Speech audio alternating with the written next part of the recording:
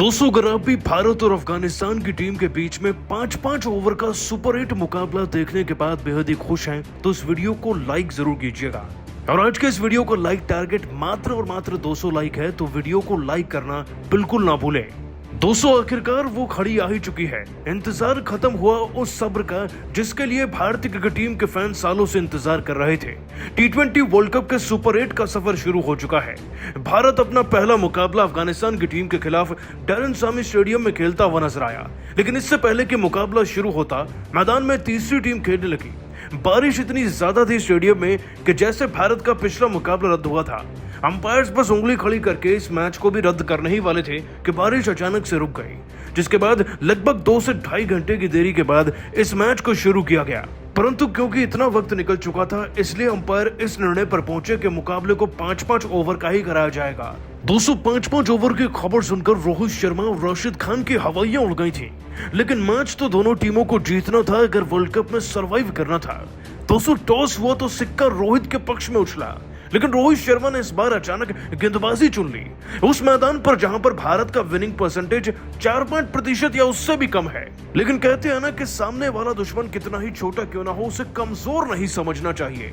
एक चींटी भी हाथी की सूंड में घुसकर उसको पागल कर सकती है। दोस्तों ऐसा ही कुछ आज अफगानिस्तान की टीम ने किया। अफगानिस्तान की टीम की 200 सलामी जोड़ी को संभालने के लिए ही रहमानुल्लाह गुरबाज और इब्राहिम जादरान आए, और पहला ओवर जो अर्शदीप को सौंपा गया था उसकी पहली 3 गेंदों पर 12 रन बन चुके थे। 3 बैक टू बैक चौके जादरा ने लगाए। वो तो इस ओवर की 5वीं गेंद पर उनका विकेट मिल गया, लेकिन ओवर खत्म होने तक 20 रन स्कोरबोर्ड पर टंग चुके थे। और दोस्तों यहाँ पर मसला विकेट बचाने का नहीं था, रन ज्यादा बनाने का था, जो कि 5 ओवर में बनाने थे। जादरान का विकेट गिरने के बाद अफगानिस्तान की टीम पर प्रेशर आ जाएगा, ये शायद भारतीय मूल के खिलाड़ियों ने सोचा, लेकिन राशिद खान ने नई चाल चल दी। वो खुद ही आ गए बल्लेबाजी करने के लिए, और लगता है दोस्तों राशिद खान और रहमतुल्लाह की बल्लेबाजी के लिए सिराज हमारे प्रिपेयर नहीं थे। चौंकाने वाली बात यह है कि रोहित ने बुमराह को अभी तक नहीं बुलाया था, लेकिन दूसरे ओवर में सिराज को सौंपी गेंद, और फिर वही हुआ जिसका डर था। राशिद खान ने दोस्तों पहली 2 गेंदों पर कोई सिंगल डबल नहीं लिए, एक छक्का एक चौका जड़कर दर्शन बनाए। उसके बाद तीसरी गेंद पर भी 2 रन दौड़कर पूरे किए, और बाकी की 3 गेंदों में भी 2 चौके लगाए। मतलब कि यहां भी 5 गेंदों में 20 रन बना दिए गए थे। और दोस्तों अंतिम गेंद पर सिंगल रन लेकर राशिद ने स्ट्राइक भी अपने पास रख ली, यानी कि दोस्तों 2 ओवर खत्म हुए और स्कोरबोर्ड पर 41 रन ठुक चुके थे। अब शुरू हुआ दोस्तों तीसरा ओवर, जो कि आए थे जसप्रीत बुमराह डालने। बुमराह के सामने संभाल कर खेलना राशिद तो जानते थे, उन्होंने सिंगल लिया, लेकिन गुरबाज उनके सामने कुछ खास नहीं कर पाए। इसीलिए तीसरे ओवर की दूसरी गेंद पर दोस्तों जसप्रीत बुमराह ने विकेट ले लिया गुरबाज का। लेकिन अब मोहम्मद नबी उनका साथ देने आए थे, और दोस्तों नबी और राशिद खान तो ऐसे फेविकोल के जोड़ की तरह मैदान में चिपक गए ना कि फिर जब तक गेंदबाजी खत्म नहीं हुई तब तक इनके रन बनने रुके नहीं। हालांकि दोस्तों बुमराह के इस ओवर में 6 रन ही आए, जिससे कि टोटल स्कोर 47 रन 3 ओवर यानी कि 18 गेंदों के अंदर था। बुमराह ने किफायती गेंदबाजी करी, लेकिन अगले 2 ओवर में असली भूचाल आया। दोस्तों हार्दिक पांड्या को ट्राई करने के लिए रोहित ने एक बड़ी गलती कर डाली, क्योंकि पहली गेंद पर रन भले ना आया हो, लेकिन स्ट्राइक राशिद के पास आ गई थी, और बैक टू बैक चौके लगा रहे, छक्के लगा रहे राशिद खान, जो गुजरात में पांड्या के साथ खेल चुके हैं, अपने अनुभव का इस्तेमाल करते हुए इस ओवर में भी बैक टू बैक 3 बाउंड्रीज ढूंढ ही डालते हैं। जो स्कोर 47 पर था, अब वो दोस्तों उठकर सीधा 59 पर पहुंच गया, और 4 ओवर में 59 रन बनना अपने आप में ऐतिहासिक था। दोस्तों अंतिम ओवर डलवाने के लिए न जाने क्या सोचकर अर्शदीप को फिर से बुलाया रोहित शर्मा ने, लेकिन अंतिम ओवर तो मोहम्मद नबी के नाम रहा, जिन्होंने बैक टू बैक पहली 4 गेंदों पर 4 चौके लगाए। 16 रन तो वहां से निकल गए, और अगली गेंद पर सिंगल रन लेकर राशिद ने जो स्ट्राइक पकड़ी, उन्होंने आखिरी गेंद पर छक्का जड़ दिया। यानी कि दोस्तों इस एक ही ओवर से पूरे के पूरे 23 रन बने, जिसका मतलब कि दोस्तों 5 ओवर के अंदर 82 रन बन चुके थे। अब आप यहीं से अंदाजा लगा लीजिए 30 गेंदों में 82 रन और 83 रन चेज करना कितनी बड़ी बात होती है। लेकिन दोस्तों ये सुपर हिट है, यहाँ पर कोई बहाना नहीं चलना था और गलती की गुंजाइश नहीं थी। इसलिए रोहित शर्मा इस बार ओपन करने के लिए अपने साथ विराट को नहीं लाए, बल्कि पंत को ले आए, क्योंकि दोस्तों विराट पूरे टूर्नामेंट में ओपन करते वक्त ज्यादा अच्छा कर नहीं पाए। वो जानते थे कि पंत के साथ उन्हें एक साझेदारी मिलेगी जो अफगान को तोड़कर रख सकती है, और ऐसा हुआ भी। दोस्तों इनफैक्ट पहली गेंद भी रोहित ने नहीं खेली जो वो अमूमन तौर पर खेलते हैं, और पहला ओवर भी राशिद खान खुद ही डालने आ गए थे। उनको लगा कि रन तो इतने ज्यादा हैं। ओवर कॉन्फिडेंट राशिद खान ने सोचा पंत का विकेट लेकर रोहित शर्मा एंड पल्टन को पूरा स्ट्रेस दे डालेंगे, लेकिन स्ट्रेस तो दोस्तों ऋषभ पंत ने राशिद को दे डाला। पहली गेंद पर ही फ्लैट छक्का जड़कर ऋषभ पंत ने सबको बता दिया था वो क्या करने आए हैं। कम गेंदें खेलेंगे, ज्यादा रन बनाएंगे।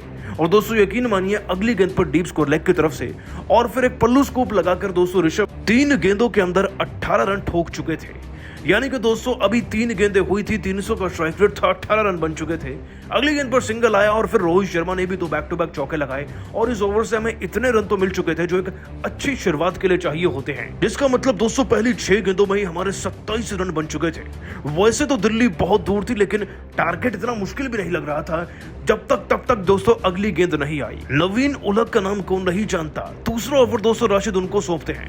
रोहित शर्मा जो कि लेफ्ट हैंडेड बैट्समैन है उनको ट्रैप करते हुए वो एक स्लोअर बाउंसर का इस्तेमाल करते हैं और पहली गेंद पर ही दोस्तों पंत का विकेट 18 पर ही गिर जाता है। ये भारत को झटका जरूर था लेकिन कोई डर नहीं रहा था क्योंकि बल्लेबाज बहुत थे, बस वक्त कम था।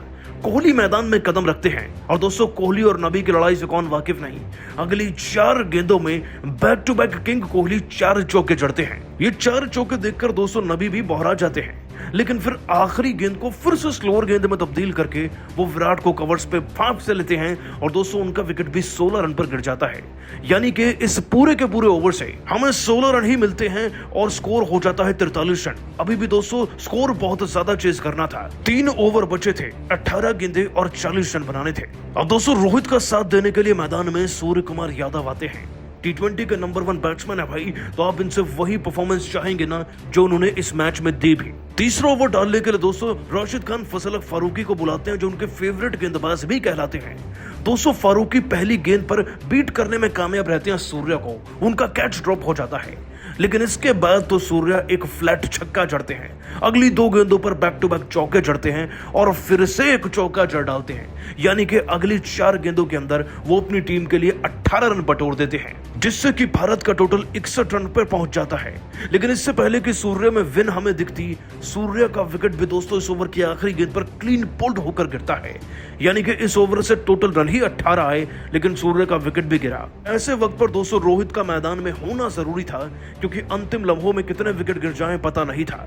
जिसका मतलब कि 212 गेंदों में 22 रन चाहिए थे और अब सबसे बड़ा चैलेंज शुरू होता है। अब 200 रन से ज्यादा विकेट मैटर करने लगे थे और रोहित का साथ देने के लिए मैदान में पांड्या आ जाते हैं। इन दोनों को देखते हुए दोस्तों राशिद खान आते हैं और इनके ओवर में मात्र 6 रन निकल पाते हैं क्योंकि अब विकेट जरूरी थे। अंतिम ओवर में फिनिश करना आसान नहीं होता और जब बात दोस्तों 6 गेंद में 16 रन की हो तो मामला और पेचीदा हो जाता है। जिसके बाद दोस्तों 2 विकेट लेने वाले नवीन उलग को फिर से याद करते हुए राशिद खान उनको लेकर आते हैं।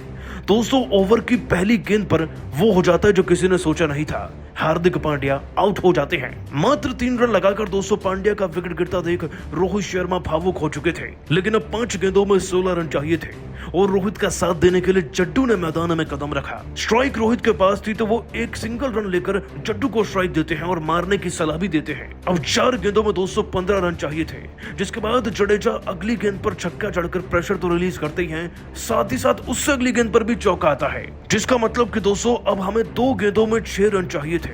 205वीं गेंद पर जड्डू सिंगल रन लेकर रोहित के हाथ में जीत की कमान सौंपते हैं और एक गेंद में 5 रन बनाना इतना आसान नहीं होता लेकिन रोहित शर्मा अपना फेवरेट शॉट एक पुल शॉट लगाकर छक्का जड़ते हैं और इस हारे हुए मैच में भारत को जिता कर रखते हैं अंतिम गेंद पर। दोस्तों ये होती है जीत, ये होता है कप्तान जो अंतिम लम्हों तक खड़ा होकर फिनिश करके भारत को जिताए।